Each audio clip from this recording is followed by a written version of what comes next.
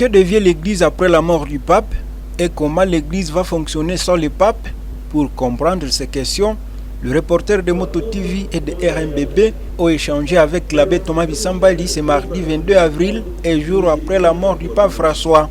Le vice-recteur du théologat Saint-Octave de Burundi a expliqué que l'organisation prévoit qu'après la mort du pape, l'intérim soit assumé par le cardinal Kamerleng. Dès lors, le cardinal Kevin Farrell devient l'intérimaire, c'est pour expédier les affaires courantes de la maison papale et de l'église, dont l'organisation de la messe des obsèques du pape.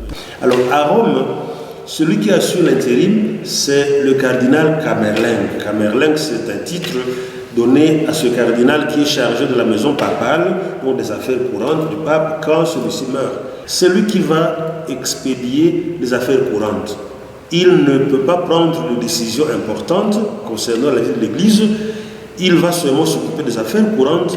Par exemple, c'est lui qui va organiser la messe des obsèques. C'est lui qui va convoquer les cardinaux après les obsèques, c'est-à-dire entre le 15e et le 20e jour. Et c'est lui qui va patronner à ces travaux de préparation, plutôt de la venue d'un nouveau pape.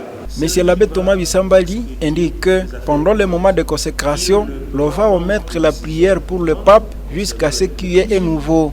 L'Église continue, le pape est mort, c'est vrai.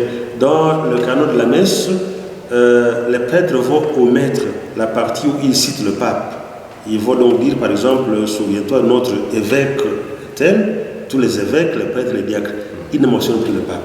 Le pape François a rendu l'âme le lundi 21 avril à Rome. Des informations autour de ses obsèques et l'élection de son successeur restent un suspense. Toutefois, les fidèles sont appelés à prier pour le repos de l'âme du pape François.